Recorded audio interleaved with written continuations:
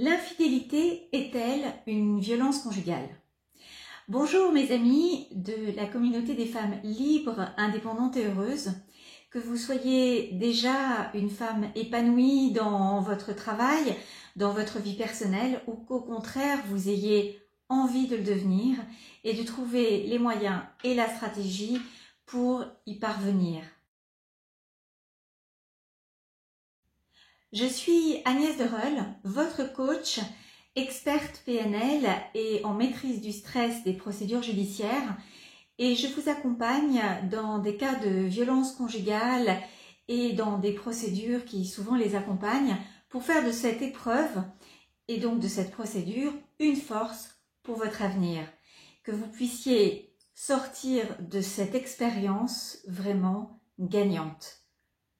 Je suis moi-même une ancienne victime de violences sexuelles, physiques et psychologiques et je vous invite ainsi à liker la vidéo, à vous abonner à cette chaîne en cliquant sur l'onglet des notifications pour faire vous aussi partie de cette communauté solidaire des femmes qui ont pris leur vie en main pour surmonter leurs difficultés et être vraiment heureuses de se lever le matin dans la vie qu'elles se sont construites pas à pas, parce que évidemment il y a plusieurs étapes pour arriver là, et dans ces vidéos et dans mon accompagnement, je suis là pour vous épauler au quotidien et trouver les bonnes stratégies qui vous correspondent personnellement. Alors aujourd'hui, nous allons parler du sujet de l'infidélité et des violences conjugales. L'infidélité, c'est tout d'abord quelque chose qui est violent quand on le vit, quelle que soit la manière dont on l'apprend. Ça peut être effectivement par des amis, on le découvre soi-même, ou on tombe sur un message qui en dit long, sachant que les réseaux sociaux aujourd'hui permettent très facilement d'établir des connexions, et même s'il n'y a pas de relation physique entre les personnes, il peut y avoir des échanges très intimes, voire même des mots doux, des je t'aime, des projections qui font que voilà, la personne peut avoir l'impression en fait de ne pas faire vraiment d'infidélité en correspondant ainsi, alors que vous en tant que femme, vous allez ressentir ça comme une profonde trahison et être très très blessée. Donc la notion d'infidélité, elle est souvent perçue par rapport à son propre système de pensée, de valeurs, de sentiments, et donc voilà, ça peut aller effectivement de soit d'une relation qui est régulière ou qui est occasionnelle.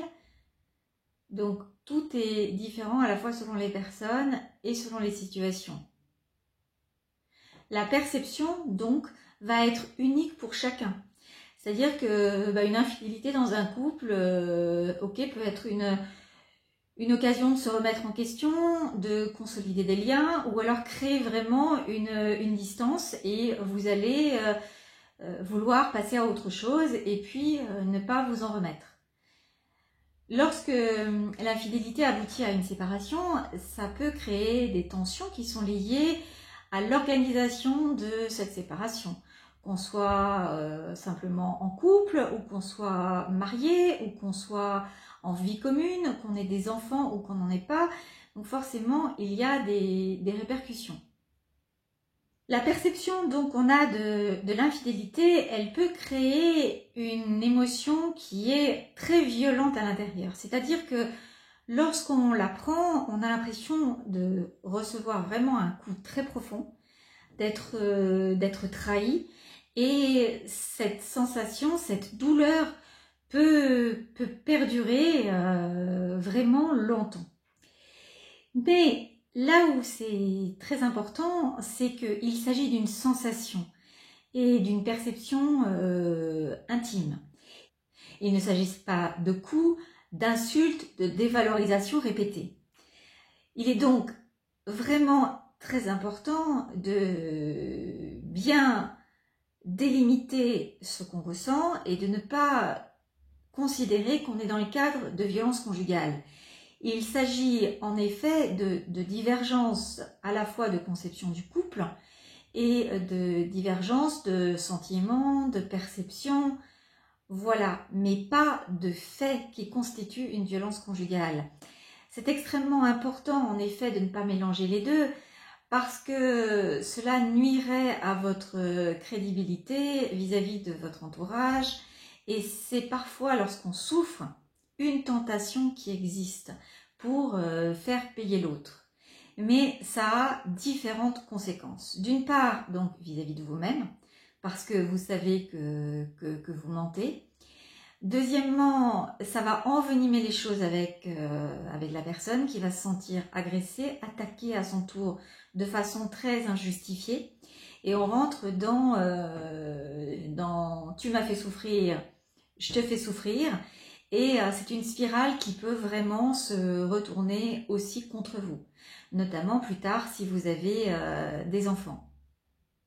L'infidélité, ça peut être perçu comme quelque chose qui est grave pour vous. Mais la violence conjugale, c'est quelque chose de grave qui est complètement différent. Et se servir de cet outil de la violence conjugale, comme on peut le voir dans cette séparation, est dangereux. C'est à la fois dangereux pour vous, et c'est aussi dangereux par solidarité pour la société. Et dans cette société, vous en faites partie. Ça veut dire que si à un moment donné, vous vous séparez et que vous prétendez à tort que vous êtes victime de violence conjugale, que se passera-t-il si un jour vous rentrez dans un autre type de relation avec quelqu'un qui, par rapport à cette blessure-là, va au départ sembler vous comprendre, vous allez nouer une relation de confiance et quelqu'un qui va vraiment porter la main sur vous, à un moment donné vous insulter, vous couper de votre entourage, vous discréditer, vous dévaloriser, vraiment. Qu'est-ce qui va se passer? Loin de moi l'idée de nier la souffrance que vous pouvez ressentir du fait d'une infidélité que vous avez découverte. Mais j'avais envie de vous lire un petit passage d'un livre d'Olivier de Kersauzon que j'ai découvert au retour de voyage. Chaque fois que je pars en déplacement, je m'achète un livre en gare ou à l'aéroport. Donc le week-end dernier, j'ai acheté De l'urgent, du presque rien et du rien du tout d'Olivier de Kersauzon. Et j'ai été interpellée par un passage dans son livre que je vous lis. Jalousie. Le rapport que A entretient avec B n'a rien à voir avec celui qu'entretient B avec C. Alors, si A et B sont soi-disant amoureux et que B couche avec C, c'est le problème de B et pas celui de A. Le rapport que A entretient avec B n'a rien à voir avec celui qu'entretient B avec C. Alors, si A et B sont soi-disant amoureux et que B couche avec C, c'est le problème de B, pas celui de A. La jalousie n'est pas mon problème. Ce type d'amour-là, je l'ai quitté depuis longtemps, ça ne m'intéresse pas. Si moi, A, je suis amoureux de B, la seule chose qui me captive, c'est le rapport que j'ai avec B, pas celui qu'elle a avec C ou D. Que m'importe. Voilà, j'ai trouvé que cette perception, elle était intéressante parce qu'elle est souvent masculine et que nous, les femmes, on a beaucoup plus de difficultés avec ça. Donc après, il appartient à chacune, évidemment, de savoir ce qu'elle veut faire dans sa relation de couple avec l'infidélité. Rester, se séparer, et quand on reste, comment? Et se séparer, évidemment, selon quelle modalité. Là, ça appartient vraiment à chacune. Voilà, alors il me semblait très important aujourd'hui par rapport aux échanges que j'ai avec vous, de faire un point sur cette délimitation qui, pour moi, me semble fondamentale. Je vous invite ainsi à me faire part de vos commentaires, de vos témoignages, si vous le souhaitez, dans les commentaires. Vous trouverez, si vous souhaitez discuter de votre cas particulier, toutes mes coordonnées en bas de cette vidéo. Je serai très heureuse à la fois de vous répondre et de vous accompagner, si vous le souhaitez, avec grand plaisir, dans un coaching personnalisé.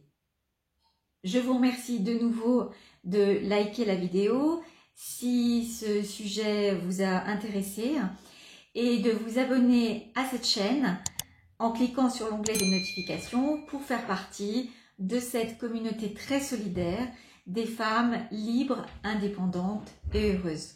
Je vous souhaite de prendre soin de vous.